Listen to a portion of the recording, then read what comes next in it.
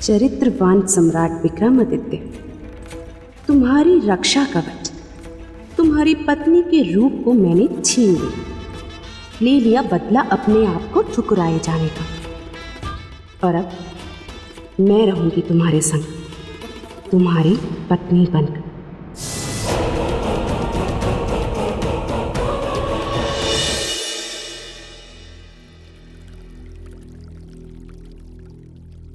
बेताल, चौंक गए ना राजन।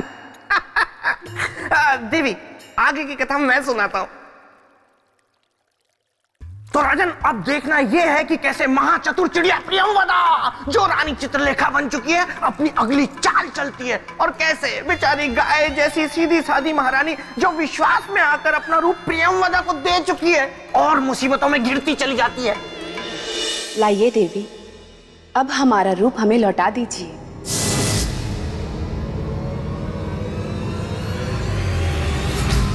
रूप और वापस? सन्यासिनी, हमने तुमसे ये रूप तुम्हें वापस करने के लिए नहीं लिया है, बल्कि तुम्हें वन वापस भेजने के लिए लिया है। जाओ, अब चली जाओ यहां से, अभी और अविलंब। देखिए देवी, ये हंसी मजाक का समय नहीं है। आपने कुछ क्षण के लिए हमारा रूप लिया था। लाइए, हमारा रूप हमें लौटा दीजिए। महारानी, ये मजाक नहीं है, बल्कि सच है, एक कड़वा सच, कि अब आप महारानी नहीं रही, बल्कि एक सन्यासिनी हैं, और हम महारानी चित्रलेखा, जिसका अधिकार सम्राट से लेकर सम्राट के राजपाट तक पर है। ये आप क्या कह रही हैं देवी? या तो आप बहरी हैं, या फिर आप प्रेम की भाषा नहीं समझती। यदि आप अपना भला चाहती हैं, तो इसी वक्त राजमहल से चले जाइए, अन्यथा हमारा शरीर हमें लौटा दीजिए देवी, अन्यथा हम सैनिकों को बुलाएंगे। छल की बिसात हमने बिछाई, अब प्रपंच के प्यादे आप चल रही हैं। विरामहेर जी, विरामहेर जी, विरामहेर जी,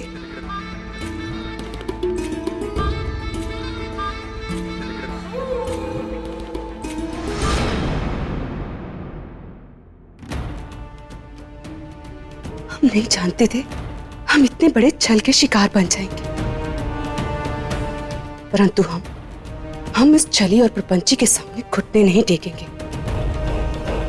हम उससे अपना रूप वापस लेकर रहेंगे। सैनिकों, विरामहेर जी, सैनिकों, कहाँ गए सब? क्या हुआ महारानी? विरामहेर जी, उस सन्यासिनी को शीघ्र ही बाहर कर दीजिए। हमसे बहुत बड़ी भूल हो गई, जो बिना कुछ सोचे समझे उसे अपने कक्ष में लेकर गए। क्या किया उसने महारानी?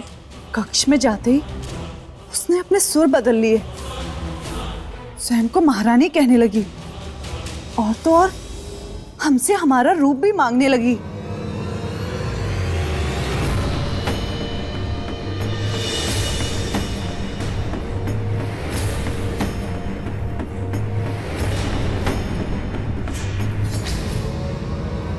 हमें हमारा रूप वापस दे घातिनी, अन्यथा हम तुम्हें जीवित नहीं छोड़ेंगे। राजदंड देंगे तुम्हें। सैनिकों, बंदी बना लो इसे।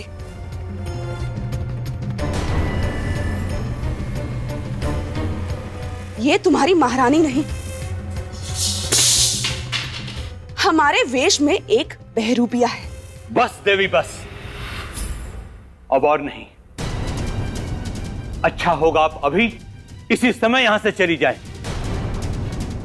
आचार्य वीरामिहिर जी, आप हम ही जाने के लिए कह रहे हैं? अपनी महारानी को? आपने भी हमें नहीं पहचाना ना? पहचान तो आपको मैं उसी समय गया था, जब आपको राजमहल के द्वार पर मैंने देखा था। आप कोई सन्यासिनी नहीं, एक छलिया है, एक घातिनी है। यह सत्य नहीं है आचार्य, आप धोखा खा रहे हैं। हम आपकी महारानी हैं, महारानी चित्रलेखा।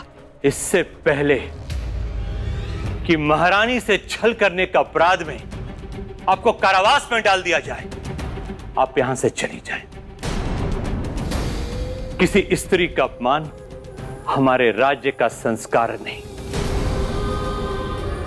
हमें बाध्य मत कीजिए संस्कार की लकीर को लांघने पर।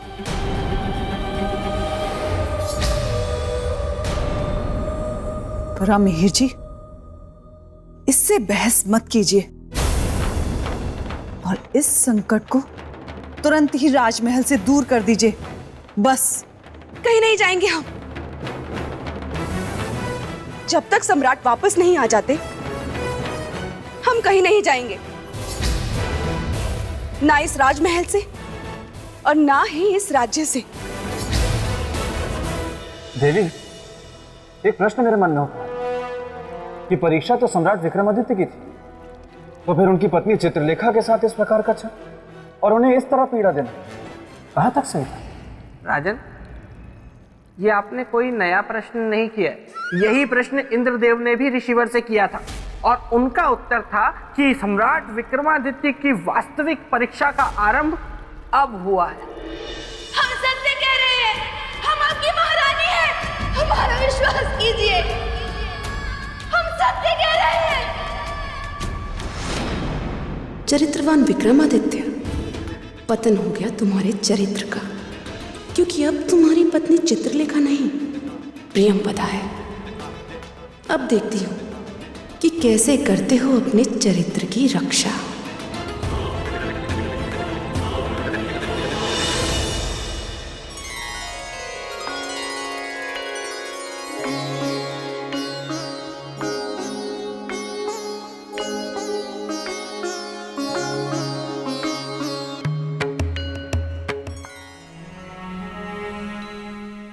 महारानी, वर्षों से जैसे आपने परंपरा बना ली हो, क्या? हम जब भी कहीं से लौट कर आते हैं, आप आरती उतारना नहीं भूलती। कैसे भूल सकते हैं? आप हमारे सुहाग जो हैं।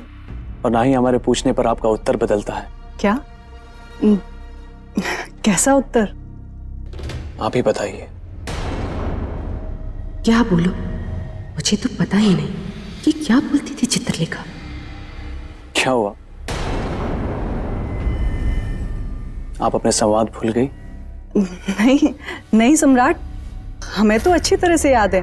बस हम तो यूं ही आपकी प्रेम की परीक्षा और आपकी स्मरण शक्ति की परीक्षा ले रहे थे। अब आप हमारे उत्तर को दोहराएं तो जाने।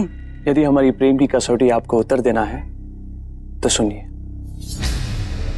आप हमेशा हमसे एक बात कहती है, हम आपकी आरती नहीं नजर उतार रही है।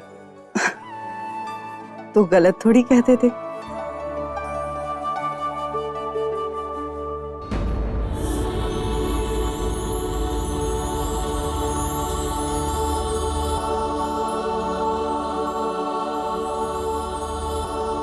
अब चलिए। महारानी,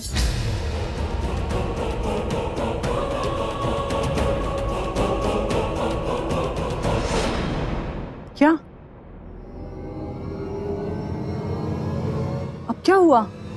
कुछ भूल रही हैं आप? क्या बोल रही? कहीं ऐसा ना हो कि मेरा भीख खुल जाए। चित्रलेखा को राज्य से बाहर निकालने से पहले मुझे उससे सब रीति रस्मों को पूछ लेना चाहिए था कि वह क्या क्या करती थी और कैसे कैसे करती थी। भारी भूल हो गई। अब क्या करूं?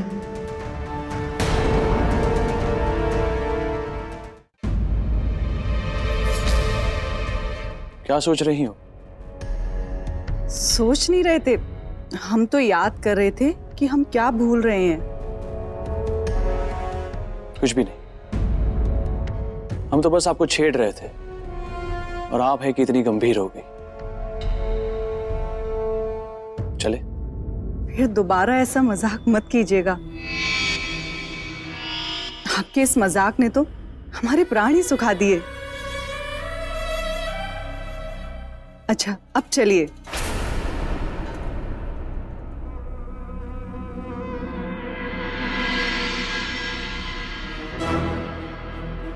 आज कुछ असामान्य सा व्यवहार है महारानी चित्रलेखा का। आज से पहले तो ऐसा कभी हुआ ही नहीं कि हम कहीं बाहर से आए हो और हमारी आरती उतारने के बाद उन्होंने हमारे चरण ना छुए हो। मना करने के बाद भी हट करके छूती रही, किंतु आज तो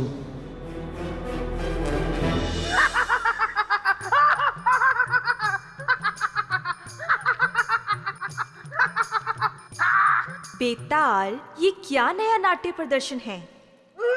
नाट्य प्रदर्शन नहीं है देवी, ये तो खुशी से मेरी छाती फूल गई है, मेरा सीना चौड़ा हो गया है, क्योंकि मेरे मित्र विक्रमादित्य पर मुझे गर्व है। बताइए राजन, अगर मेरे मित्र की जगह आप होते तो क्या आप पता लगा पाते कि कुछ गड़बड़ है? नहीं नहीं नहीं नहीं, उत्तर मत दीजिए, उत्तर मुझे पता है। इसीलिए मैं आपको समझा रहा हूं कि हट छोड़ दीजिए और झट से वापस चलिए, क्योंकि ये सिंहासन आपके हाथ कभी नहीं आने वाला।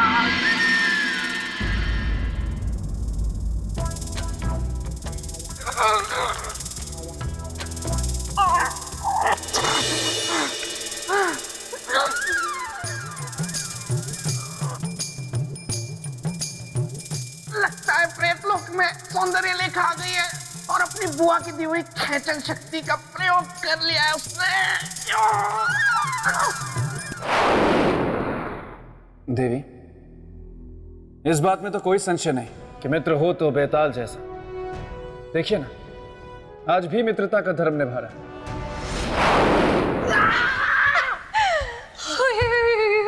ये क्या तरीका है बेतालनी? मैं वहां पर अपने मित्र की चरित्र की कथा सुनने में लीन था और तुमने मुझे यहाँ खींच लिया। क्योंकि मैं हूँ सौंदर्य लेखा, मैंने तुमको यहाँ नहीं देखा, इसलिए तुम्हें लाया खींच। आओ करे प्रेम की बातचीत। हाँ, वाह वाह, अच्छा किया, बहुत अच्छा किया सौंदर्य लेखा जो तुम यहाँ खुद आ गई, वरना मैं ही तुम्हें बुलाने वाला था। सच? क्या तुम्हारे मन में मेरी यादों के रसगुल्ले पक रहे थे जो तुम मेरी राह से तक रहे थे? नहीं नहीं, मैं तो तुम्हें ये बताने के लिए यहाँ बुला रहा था कि मैंने विवाह करने का इरादा कर लिया है। सच? और तो और, विवाह के पश्चात मैं घर बेताल बन के अपने ससुराल में ही रहने वाला हूँ। अब ये पूछोगी नहीं कि वो बेतालनी कौन है? उसमें पूछना क्या है? सौंदर्य लेखा यानी कि मैं। नहीं नहीं, तुम नहीं, उसका नाम है कमल चक्षुनी, जिससे मेरा विवाह होने जा रहा है। देखो, क्या नाम है तुम्हारा?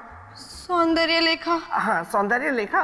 मुझे पता है तुम्हारा दिल टूटा होगा, लेकिन मैं क्या करूं?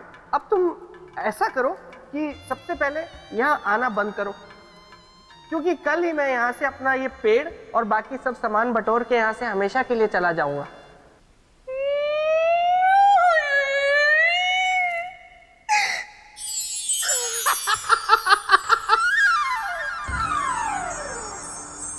देवी, सम्राट विक्रमादित्य के मन में संशय तो आ गया था, किंतु उसके बाद उन्होंने क्या किया?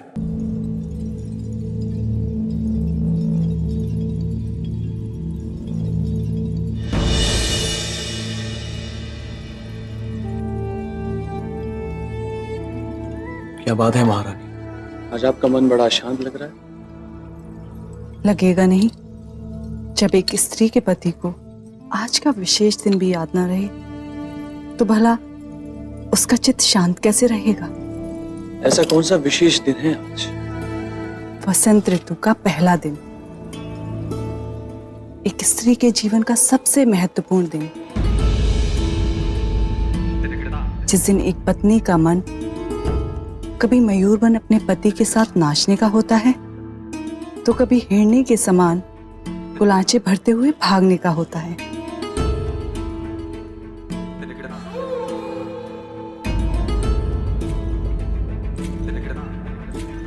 और एक आप हैं।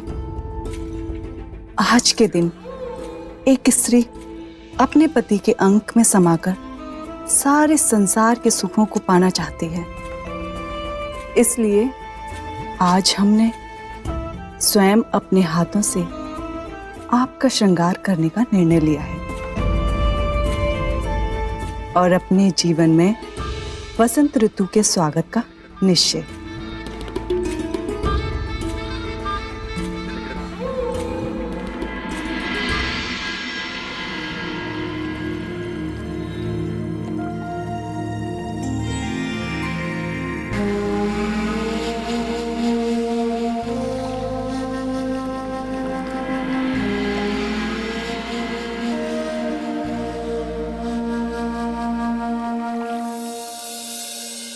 मैं अपने उद्देश्य में सफल हो गई विक्रमादित्य। जिस प्रेम को तुमने कल ठुकराया था, आज उसी प्रेम ने तुमको पाया है। अब जीते रहोगे अपनी चित्रलेखा के भ्रम में, और जिस दिन भ्रम टूटेगा, तुम चरित्र के पर्वत की ऊंचाई से बहुत नीचे गहरी खाई में गिर चुके होंगे। यह है एक सुंदर स्त्री के प्रेम निवेदन को ठुकराने का बदला।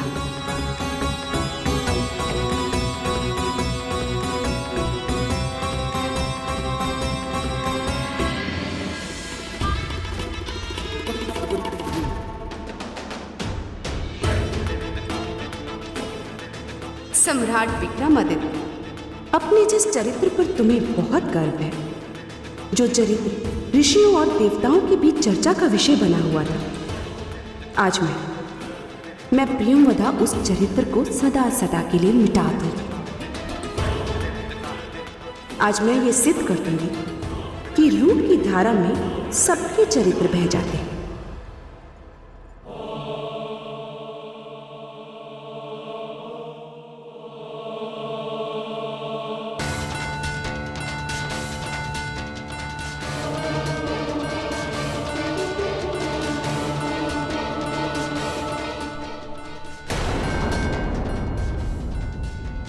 ऐसा क्यों लग रहा है कि ये महारानी चित्रलेखा नहीं, कोई और है?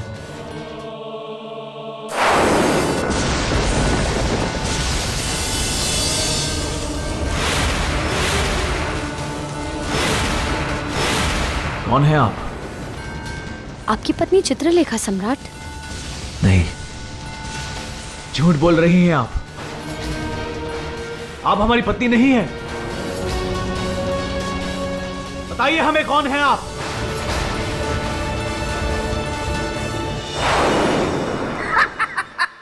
देखा राजन, बड़ी आई मेरे मित्र को उल्लू बनाने चली थी, जबकि खुद के तोते उड़ गए। शांत रहिए बेताल।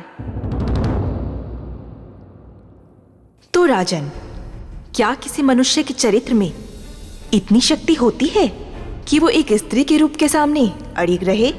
देवी, जिसकी आत्मा जितनी पवित्र, निर्मल और साफ होती है, उसका चरित्र उतना ही अडिग होता है।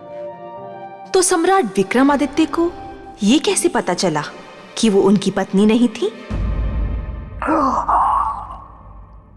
बहुत ही खतरनाक प्रश्न है ये, लेकिन मैं विक्रमादित्य का मित्र हूं, इसीलिए मुझे पता है। आप कहिए कि उसकी पत्नी केवड़े का इत्र लगाती थी। किसका? केवड़े का।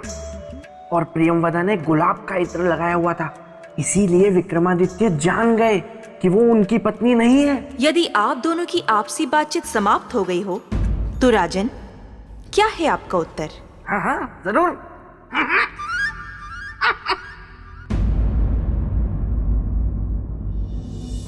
देवी, स्पर्श से। स्पर्श से? हाँ देवी। किसी को पहचानने की ये कैसी विधि है राजन? प्रेम मन से मन का मेल, स्पर्श का नहीं। इसीलिए जब प्रियंवदा ने सम्राट विक्रमादित्य को स्पर्श किया, तो सम्राट विक्रमादित्य के मन ने उस स्पर्श को स्वीकार नहीं किया। अपने मन की आंखों से देखने वाले और अपनी आत्मा की आवाज सुनने वाले को भला कौन धोखा दे सकता है देवी?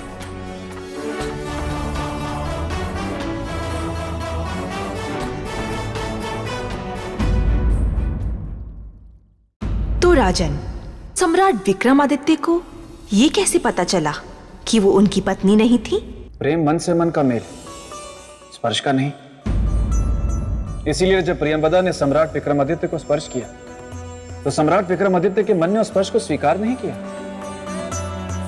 अपने मन की आंखों से देखने वाले और अपनी आत्मा की आवाज सुनने वाले को भला कौन धोखा दे सकता है देवी? ये क्या उत्तर है? ये बेकार उत्तर है, बहुत ही बेकार उत्तर है ना देवी?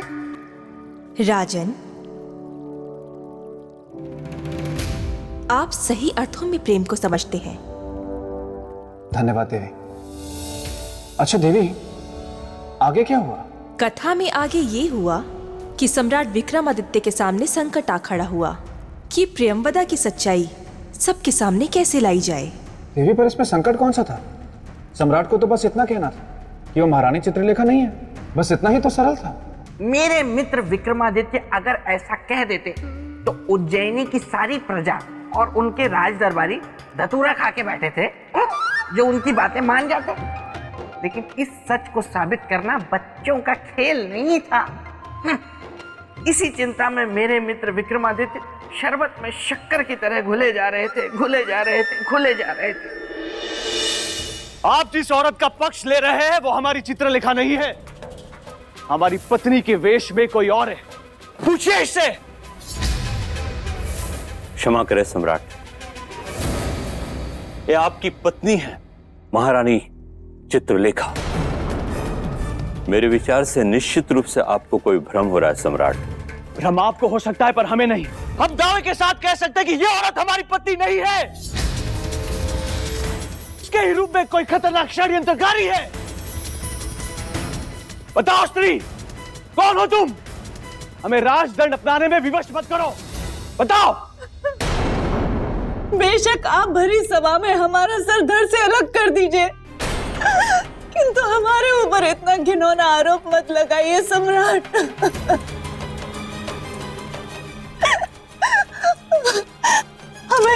हमें तिरस्कार और संशय के घाव मत दीजिए सम्राट। घाव तो फिर भी समय के साथ भर जाते हैं, परंतु पति पत्नी के रिश्ते में निष्ठा और ईमानदारी ये आवश्यक है। हमें भ्रमित करने का प्रयास मत करो स्त्री। सम्राट, यदि आप मेरी बात माने तो मैं आपसे कुछ कहूं। अवश्य कहिए। सम्राट, भ्रम को त्याग दीजिए, क्योंकि आप जो कह रहे हैं वो किसी भी दृष्टिकोण से संभव ही नहीं है कि महारानी के स्थान पर हूबहू महारानी बनकर कोई और आ जाए। ये तो ये स्त्री ही बता सकती है।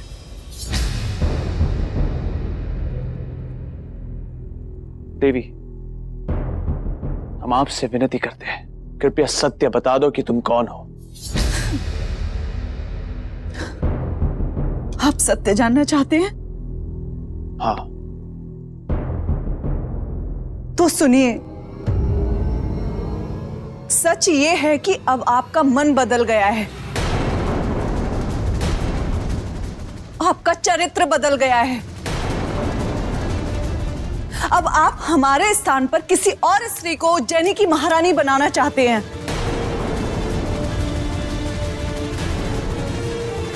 अब आपका प्रेम हमारे लिए मर गया है।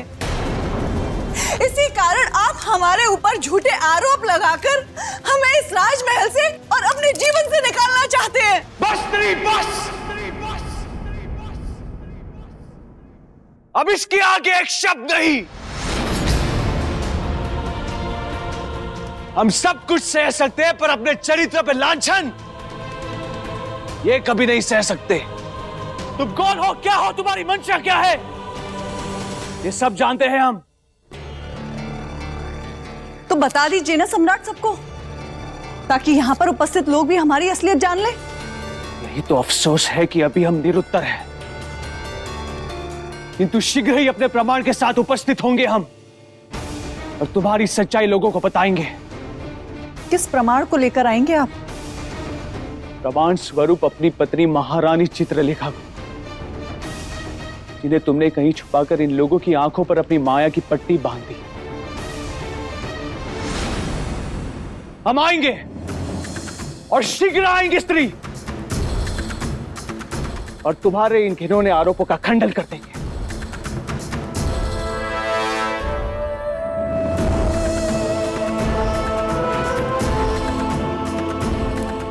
सम्राट, रुक जाइए सम्राट।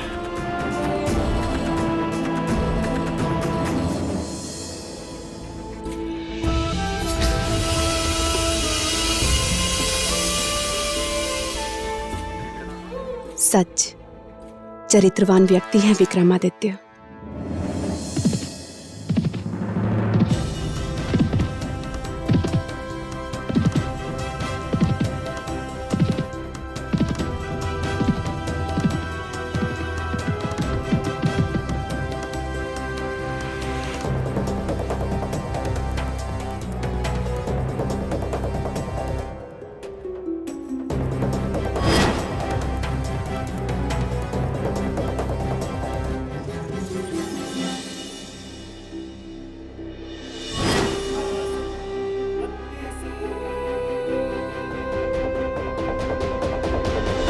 तो क्या लगता है आपको राजन, क्या बिना किसी सूत्र के सम्राट विक्रमादित्य महारानी चित्रलेखा को ढूंढ पाए होंगे?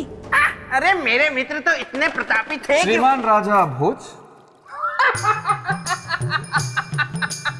देवी, देखा आपने राजा भोज की स्मरण शक्ति कितनी क्षीण हो गई है। नाम इनका राजा भोज है और मुझे पुकार रहे हैं राजा भोज।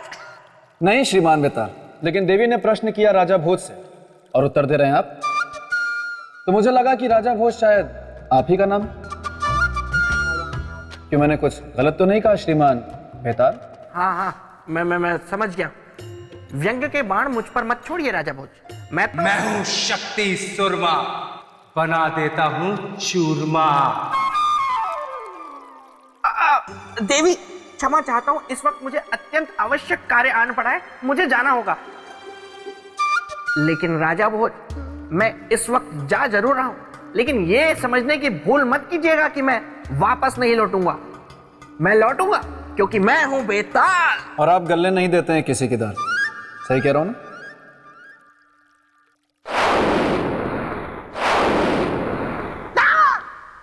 मैं हूं शक्ति सुरमा, बना देता हूं चूरमा। तू यहां क्या कर रहा है? ये सवाल तो मुझे तुमसे पूछना चाहिए है? क्योंकि अब इस जगह पर मैंने कब्जा कर लिया है। कब्जा? लेकिन मैं यहां रह रहा हूं। ये देखो, ये सब मेरा सामान पड़ा हुआ है। तुम्हारा विवाह तो किसी कमल चक्षुनी नाम की बेतालनी से तय हुआ है ना, और तुम घर बेताल बन के अपने ससुराल भी रहने जा रहे हो। ये बात बोली मुझसे मेरी बहन, सुन के नहीं हुआ मुझसे सहन। मैंने तो मजाक किया था, आप तो सच मान गए। जीजा साले का रिश्ता, हंसी मजाक, ठिठोली। बंद करो ये बकवास। इस तरह बेवकूफ तुम मुझे पहले भी बना चुके हो। एक दिन का समय देता हूं, चुपचाप भाग जाओ यहां से, वरना मैं हूं शक्ति सुरमा, बना दूंगा तुम्हारा चूरमा। ये क्या मुसीबत मोल ले ली मैंने। अब मस्तिष्क कुमारी इसका हल भी निकालेगा। इससे पहले गोलू, जल्दी से दिखाओ कि कहीं राजा भोज ने अपनी दाल तो नहीं गला ली।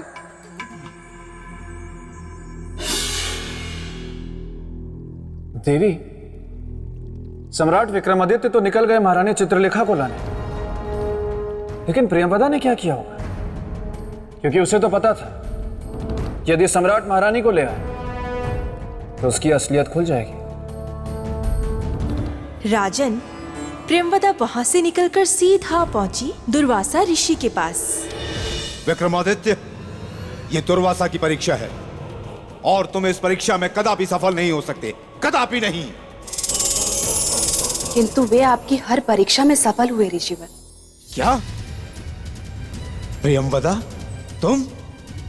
तुम्हें तो मैंने उज्जैनी भेजा था। सम्राट विक्रमादित्य की परीक्षा लेने। हाँ, मैंने उनकी परीक्षा ली वहां जाकर ऋषिवर, किंतु वे मेरी हर परीक्षा में सफल हुए और मैं हार गई।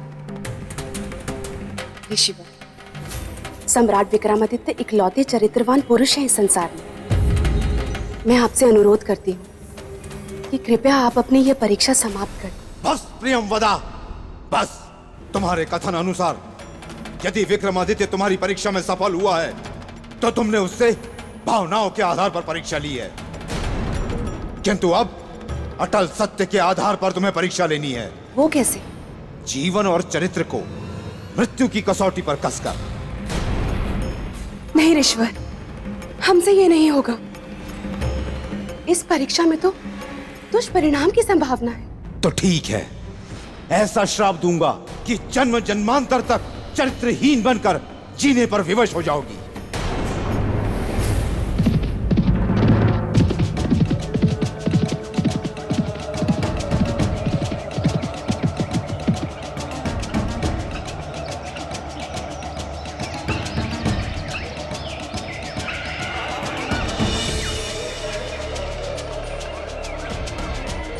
ये क्या? सबके स्वर सुनाई दे रहे, केवल अपनी पत्नी के स्वर नहीं सुन पा रहे हम। क्या हो रहा है ये?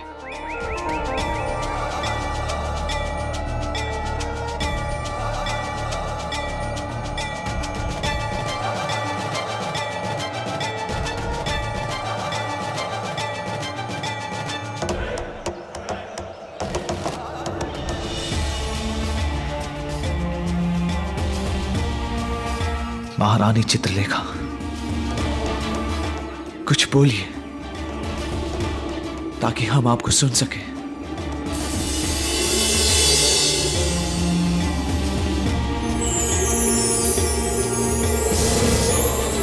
सम्राट, सम्राट, सम्राट, सम्राट।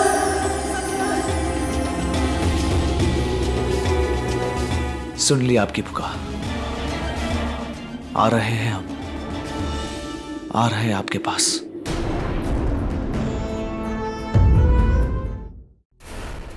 सम्राट विक्रमादित्य ने मन से मन के तार जोड़कर महारानी चित्रलेखा की आवाज तो सुन ली,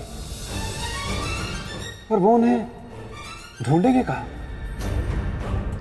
क्योंकि महारानी का चारों तरफ कोई नामो निशान नहीं था। राजन, जिन सम्राट विक्रमादित्य ने महारानी के मन से मन की तार जोड़कर उनकी आवाज सुन ली थी, उनके लिए उन्हें ढूंढना कोई कठिन कार्य नहीं था। बिल्कुल कठिन कार्य नहीं था। देवी ने एकदम सत्य कहा, लेकिन राजा भोज को धेला समझ में नहीं आ रहा था कि वो किससे मुकाबला करने चले। मुकाबले से याद आया कि मुझे भी तो शक्ति सूरमा का मुकाबला करना है, और ये मस्तिष्क कुमार भी अब तक नहीं आया। पता नहीं कहां जीवित हो गया। माँ से मस्तिष्क कुमार आ गया बस बेताल। मस्तिष्क कुमार, तुम्हें पता है वो शक्ति सूरमा? मुझे स से सब पता है, लेकिन तुम च से चिंता मत करो, क्योंकि मैं माँ के मस्तिष्क से ऐसी युक्ति बताऊंगा कि वो त से तुम्हारा कुछ नहीं बिगाड़ पाएगा। तो जल्दी बताओ ना युक्ति। Chip chip chip chip chip. वहां मित्र, तुम्हें कैसे पता कि मुझे बहुत भूख लगी हुई है? अब बताओ मित्र, युक्ति क्या है? युक्ति ये थी कि बित्ता केला अगर शक्ति सुरमा को खिला दो तो वो बित्ते भर का हो जाएगा, फिर वो तुमसे मां से मुकाबला नहीं कर पाएगा। बित्ता केला क्या है? बित्ता केला वो केला होता है जिसे जो भी खा ले बित्ते भर का हो जाता है, जिसे तुम खा गए। मस्तिष्क कुमार, ये क्या कर दिया? अरे वो शक्ति सूरमा मुझे कुचल के चला जाएगा। इसका तोड़ क्या है? इसका तोड़ अभी ढूंढा जा रहा है। मां से मिलते ही मैं आ जाऊंगा और तुम्हें स से सही कर दूंगा। मस्तिष्क कुमार। गोलू, अब गोलू मैं कैसे देखूंगा मैं?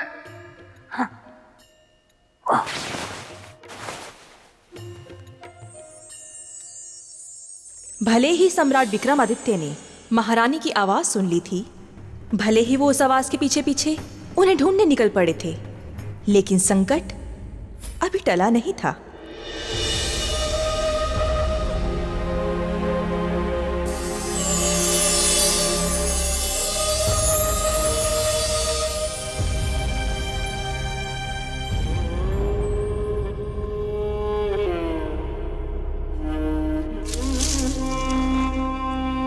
सम्राट, सम्राट आप कहाँ? सम्राट, सम्राट,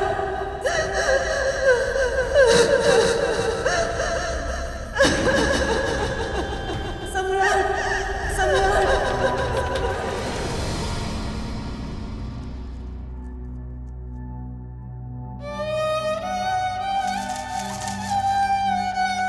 सांस के बिना शरीर का क्या मोल प्रभु। इसलिए जीवन का अंत ही अंतिम विकल्प है। जब हमारे जीवन में सम्राट ही नहीं रहे तो हम जीवित रहकर क्या करेंगे?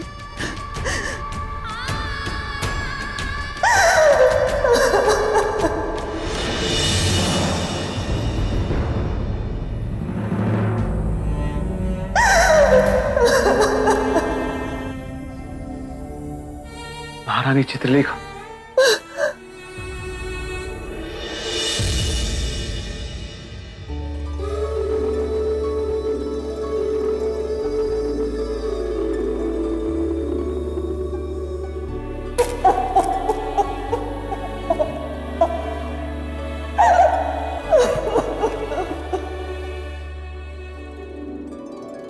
आंसू पूछिए।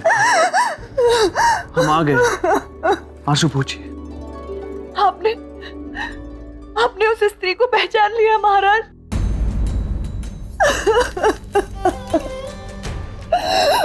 अब आप बस हमें शीघ्र से शीघ्र राजमहल लेकर चलिए।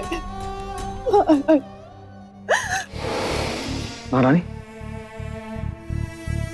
महारानी, महारानी, महारानी, महारानी, शीघ्र ही जल लेकर आते हैं महारानी।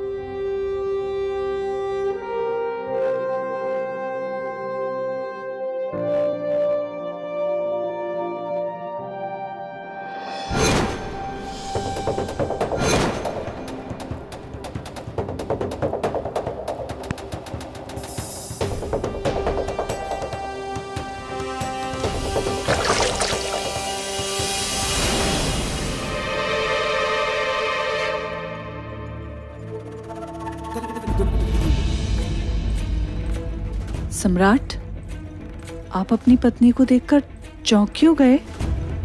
ये रूप का खेल खेलना बंद करो प्रियंवदा।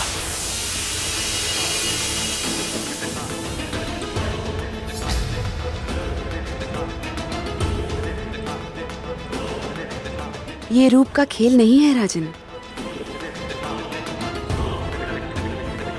प्रेम निवेदन है जो कभी भी निष्कर्ष तक नहीं पहुंचेगा। ये कोशिश बेकार है प्रियंवदा, चली जाए यहां से।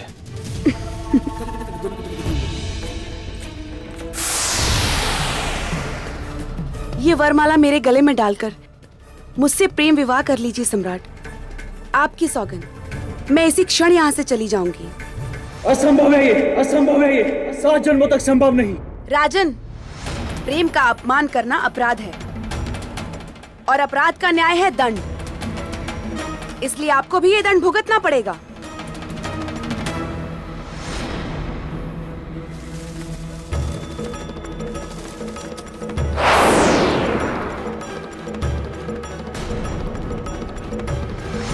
ये चंदन की माला है,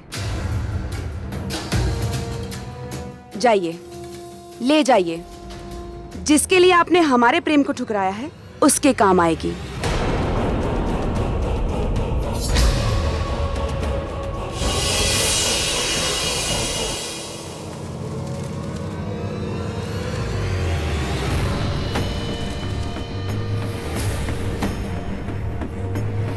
हम महारानी को कुछ नहीं होने देंगे। ओह, तो इसका अर्थ कि प्रियंवदा अपनी चाल चलने को तैयार थी।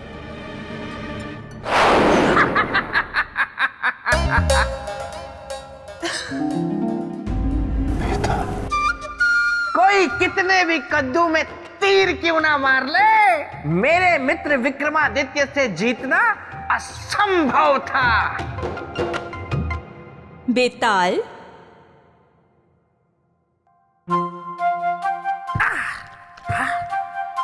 काफी नरम है। तुम्ही क्या हो गया बेताल? इतने छोटे कैसे हो गए? मन हुआ हो गया। मेरा मतलब है कि साल में 3-4 दिनों के लिए मैं अपनी योग शक्ति से अपना कद छोटा या बड़ा कर लेता हूँ। बहुत बड़ा योगी हूं मैं। वैसे राजा भोज, मैं ये कह रहा हूं। बेताल, मुझे तुम्हारी आवाज सुनाई नहीं दे रही। राजा भोज, मैं ये कह रहा हूं कि एक काम करिए, मेरे नजदीक आकर मुझसे बात करिए। आइए।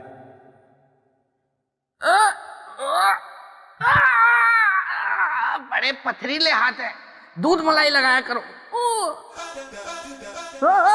राजा भोज, संभाल कर, मैं गिर जाऊंगा। आप बताइए, क्या कह रहे थे आप?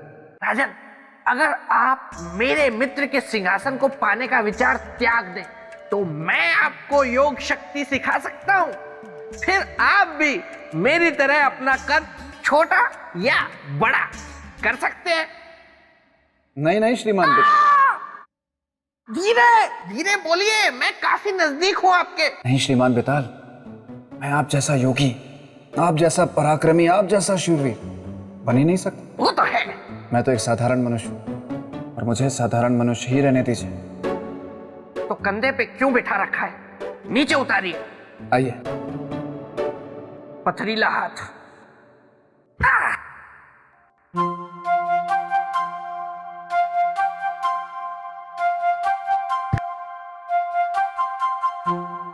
हाँ तो देवी, आगे क्या हुआ? आगे जो हुआ वो सम्राट विक्रमादित्य सोच भी नहीं सकते थे।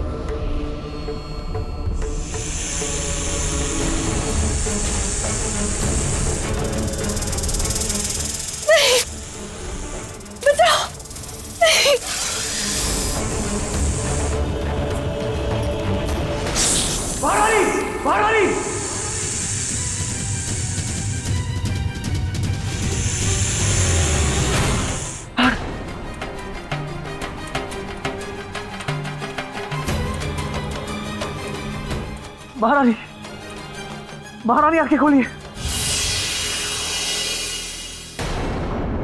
अब आपकी पत्नी कभी आंखें नहीं खोल सकती, मर चुकी है वो।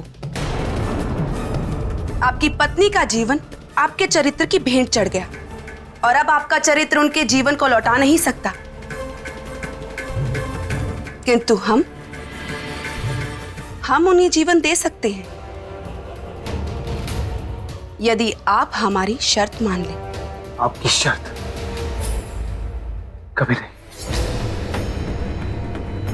जीवित की अमृत, हमारी पत्नी ही हमारे लिए सब कुछ है।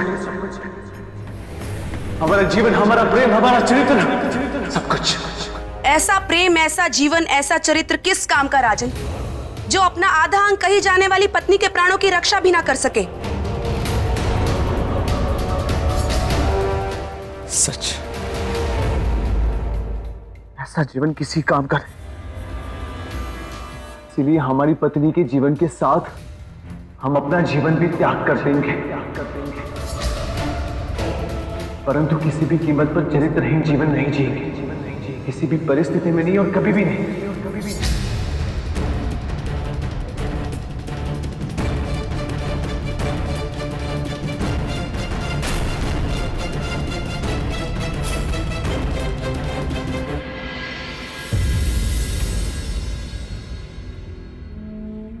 महारानी, हमने जीवन भर आप ही से प्रेम किया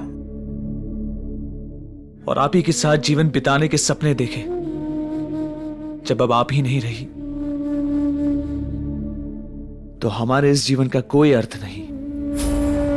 हम योग शक्ति के द्वारा आपके साथ अपने प्राणों का भी त्याग करते हैं और विवाह की वेदी पे लिए 7 वचनों का पालन।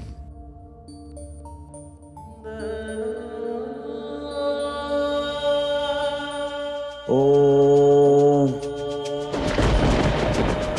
ओम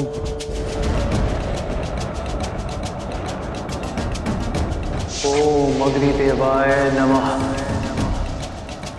ओम अग्निदेवाय नमः। ओम अग्निदेवाय नमः। ओम अग्निदेवाय नमः। ओम अग्निदेवाय नमः। ओम अग्निदेवाय नमः। ऋषिवर, ये एक चरित्रवान की परीक्षा लेने का परिणाम है कि उसके तेज और संकल्प से आज इंद्रासन भी डोलने लगा है और कल इस संसार से सारा धर्म, सारा पुण्य भी समाप्त हो जाएगा, क्योंकि वह चरित्रवान सम्राट विक्रमादित्य अपने जीवन को समाप्त करने लगा। ओम अग्निदेवाय नमः। और यदि ऐसा हुआ तो इसके उत्तरदायी केवल आप होंगे ऋषि दुर्वासा, केवल आप। आप निश्चिंत रहे इंद्रदेव, आपके स्वर्ग पर कोई संकट नहीं आएगा और ना ही इस संसार से धर्म और पुण्य नष्ट होगा। हमें इसका उपाय पता है, आइए हमारे साथ। ओम अग्निदेवाय नमः। ओम अग्निदेवाय नमः। ओम अग्निदेवाय नमः। ओम अग्निदेवाय नमः।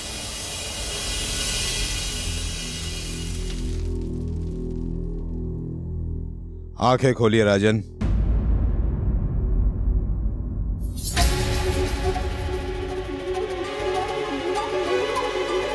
आप सब लोग यहाँ? आपके चरित्र के तेज ने हमें यहाँ आने पर विवश कर दिया है राजन।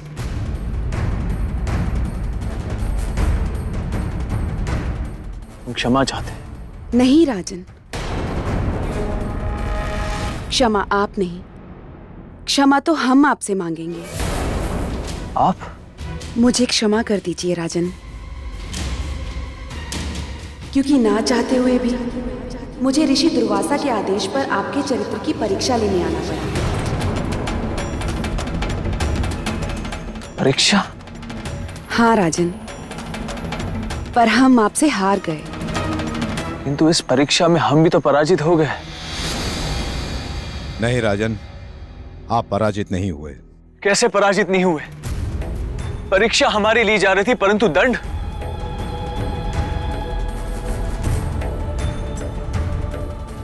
दंड हमारी पत्नी को क्यों मिला? ऐसा नहीं है राजन, इन्हें पुनः देखिए।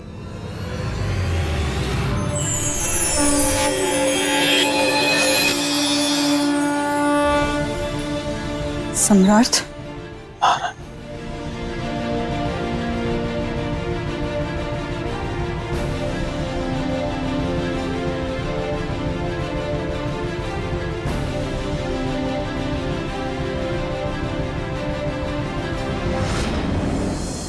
तो बताइए ऋषिवर, क्या विचार है आपका सम्राट विक्रमादित्य के संबंध? केवल एक, न भूतो न भविष्यतो। अब ये सिद्ध हो चुका है कि संपूर्ण सृष्टि में सम्राट विक्रमादित्य के समान चरित्रवान न कोई है और ना कोई भविष्य में होगा।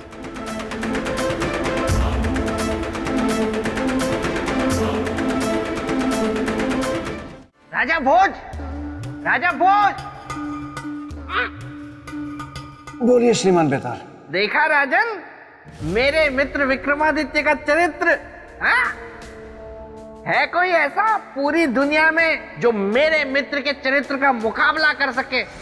और एक आप हैं, चले हैं मेरे मित्र के सिंहासन को हासिल करने।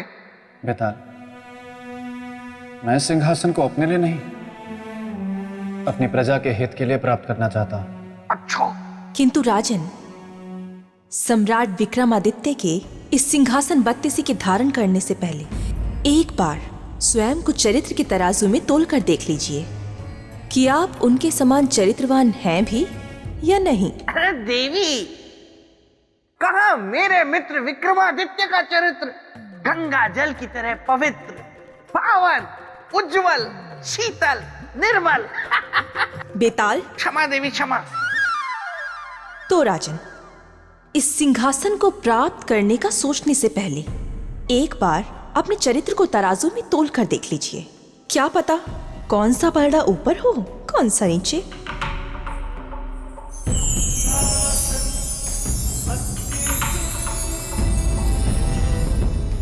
राजन, अच्छा हुआ आप आ गए थे। जब जब आप दुविधा के दलदल में धंसेंगे, मैं आती रहूंगी आपकी सहायता के लिए। राजन, क्या आप जानते हैं एक राजा का चरित्र क्या होता है? देवी महामाया, इस विषय पर मैं आपसे जानना चाहूंगा। प्रणाम देवी। देवी प्रणाम। देवी प्रणाम। बेताल, प्रणाम। आपकी ये दुर्दशा कैसे हुई? अब आपसे क्या छुपाए देवी, फिर भी सुनिए। मेरे साथ असल में ये हुआ कि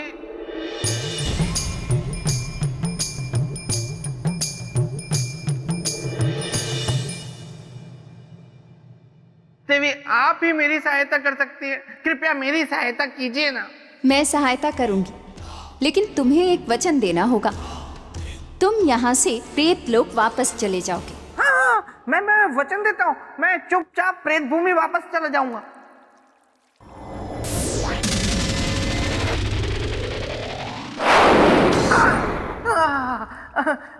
धन्यवाद देवी, धन्यवाद।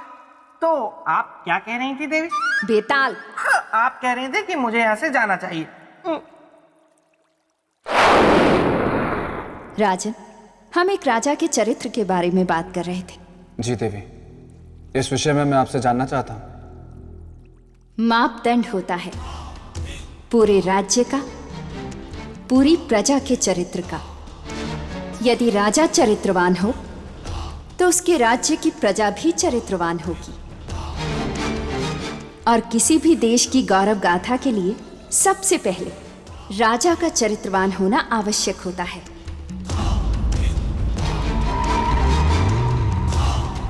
किंतु राजन, इसके विपरीत यदि समाज में कोई चरित्रहीन निकले या किसी के ऊपर चरित्रहीन होने का झूठा दोष लगे, तो आपके विचार से उसे क्या करना चाहिए? समाज को उसके साथ किस प्रकार का व्यवहार करना चाहिए? किसी के ऊपर चरित्रहीन होने का झूठा दोष लगे तो आपके विचार से उसे क्या करना चाहिए? समाज को उसके साथ किस प्रकार का व्यवहार करना चाहिए? उसके जीने के अधिकार को छीन लेना चाहिए या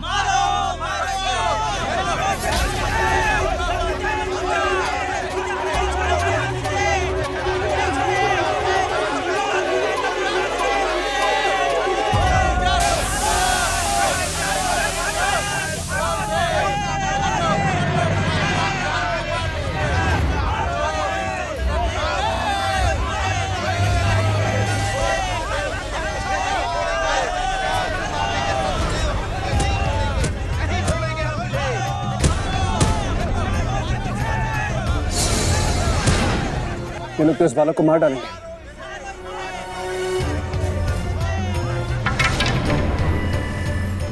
हम तुझे जीवित नहीं छोड़ेंगे, हम नहीं छोड़ेंगे तुझे सत्यदेव। रुक जाओ।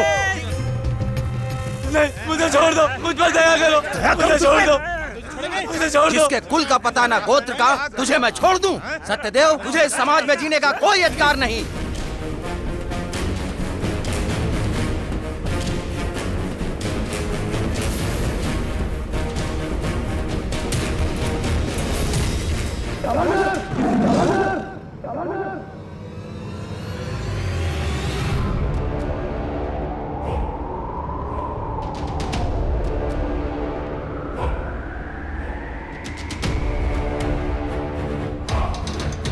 कौन हो तुम? चले जाओ यहां से। आखिर हो कौन तुम? एक मानव, और मानव धर्म के अनुसार मैं आपसे एक प्रश्न पूछना चाहता हूँ। इस बालक को क्यों मारना चाहते हैं? धर्म सभा ने निर्णय लिया है इस बच्चे को मारने का। धर्म सभा के अनुसार ये घातक है हमारे समाज के लिए। ईश्वर पुत्र और घातक? हाँ, क्योंकि इसका कोई कुल नहीं है। ना तो इसका कोई पितृकुल है, ना गोत्र है, ना धर्म है। ऐसे व्यक्ति के जीवित रहने से समाज दूषित हो जाएगा। इसलिए इस बालक का मरना जरूरी है। मारना मानवता नहीं है, इसलिए मैं मानवता के मार्ग से नहीं हटूंगा। यह अधर्म है, पाप है। पाप और पुण्य की बातें मत करो अजनबी, हट जाओ हमारे मार्ग से, अन्यथा इस पापी के साथ मरने के लिए तू तैयार हो जा। खबरदार, जो आगे बढ़े। चले जाओ वरना तुम्हारी भी हत्या कर दी जाएगी।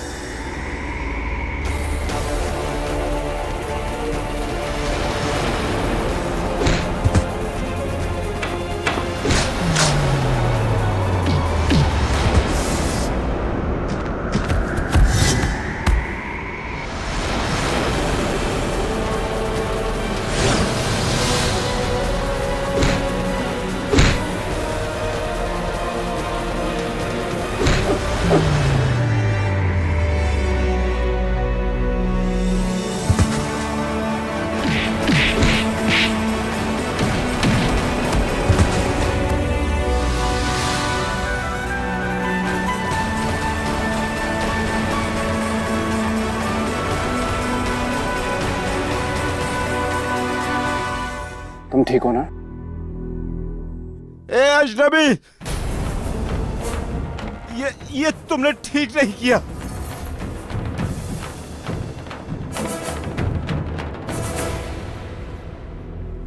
तुम चिंता मत करो, मैं हूं। हाँ।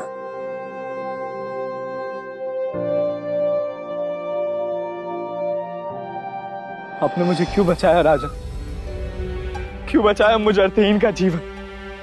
मैं मर जाता वही ठीक था। ऐसा नहीं कहते बालक, तुम पहले शांत हो जाओ और मुझे विस्तार में बताओ कि ये आखिर बात क्या है? बात बस इतनी सी है कि मैं शिक्षा ग्रहण करना चाहता हूँ कि कोई भी ऋषि मुझे अपना शिष्य बनाने के लिए तैयार नहीं है। और कोई ऋषि तुम्हें अपना शिष्य क्यों नहीं बनाना चाहता?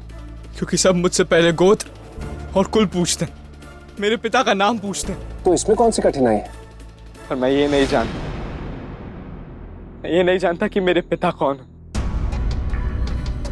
मेरी माँ ने मुझे बताया कि मेरे कोई पिता नहीं, जिनके कारण मेरा कोई कुल नहीं, मेरा कोई गोत्र नहीं, और जब ये दोनों नहीं है तो मेरा कोई चरित्र भी नहीं है। और इस समाज में उन्हें ही जीने का अधिकार है जिनके पास उनका कुल हो, उनका गोत्र हो। और ऐसा इसलिए कि समाज ने ऐसा नियम बना दिया है और समाज नियम से बंधा है। लेकिन फिर भी मैं तुम्हें विश्वास दिलाता हूं कि तुम समाज के इस नियम की कसौटी पर खरे उतरोगे। मैं ढूंढूंगा तुम्हारे पिता को